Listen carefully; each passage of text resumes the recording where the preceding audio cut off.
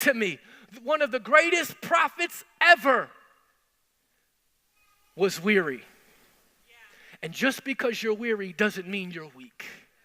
Stay in the fight. Stay in the game. Stay in the marriage. Stay in the moment. Stay in the place. It may not be that you're supposed to quit. It may just mean that you may need a reset. Lord, I've had enough. Can't do it anymore. No better than my ancestors. And listen, then he lay down under the tree and fell asleep. What are we saying? I'm saying that if we're going to do a reset, number one, we have to reset our perspectives in this series. Our perspectives. Because number one, when we talk about perspective, I learned that your problem may not really be your problem. But your problem actually may be your perspective about your problem. Because you could see your problem as a problem, or you could see your problem as potential. See, I read that there was this dude named Goliath. He looked like a problem. The army saw him as a problem. But then this little dude named David saw him as potential for what God could do. And it wasn't that Goliath was any different. It was the view that determined the outcome. My outlook will determine my outcome. But if the enemy can exhaust me and make me weary, then he can affect my outlook, thus affecting my outcome. Yeah. And when you're exhausted, the enemy, he seems greater than before. Yeah. What do you mean? When you're tired, it is hard to fight. You ever noticed how, that's why Snickers is making money off candy bars, saying hungry, why wait? Satisfied, grab a Snickers. You ever ate a Snickers and still been hungry 5 minutes later? It don't satisfy you. What's the point? Because it really doesn't satisfy. It just gets their money, praise the Lord. But it's saying hungry, why wait? Because you and I know if you're hungry, you got an attitude. Go wait in the Chick-fil-A line just a little bit too long. Now they got double drive-through. It's just as long. And you angry because you ain't get your fast food quick enough. I was in Chick-fil-A last week. This dude came in, was like, I was here yesterday at a conference, and I got my food, and I ain't get my fries in the bag. I was wondering if you could give them to me today. And I was like, he was like, I had my receipt, but I don't know where it went.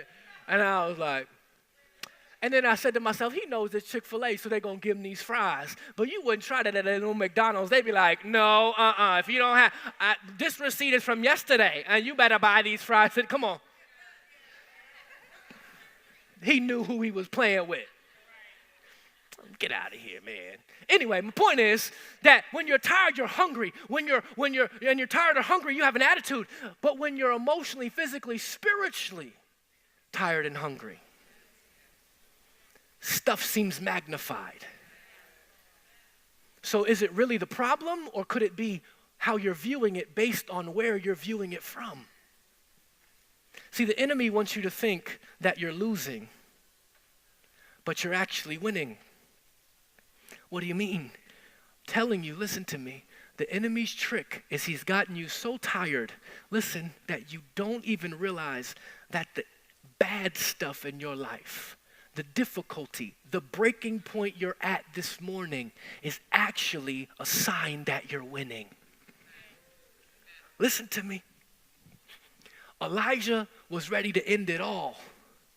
But we're going to go on to read how this wasn't the end for him at all. This was just the beginning of a transition, of a new season in which he would select Elisha, who would go on to succeed him as prophet. And there would be these other people to go complete and kill Jezebel and kill his enemies Ahab. They would do the thing that he was seeking, but he just had to get through this moment.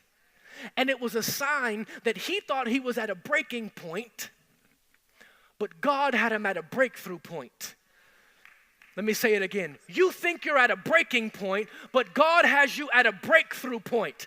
The thing you thought, the enemy, see, do you understand that God is so sovereign that he can take the enemy's attack and make it your advantage? See, God can flip the script on the devil. The devil is playing checkers and God is playing chess with the enemy. And so he met you, but God is using it as your advantage. You know why? Because until you got to this breaking point, you may not make the changes necessary to sustain you at the next level. Because the way you've been living at this level is not appropriate for the next level. And you may want more blessing, you may want bigger houses, you may want more job and more responsibility, you may want a spouse, you may want to do this with your kids and go to the next level. But you can't go to the next level the way you've been living now. So without the reset and the rest, I can't get to what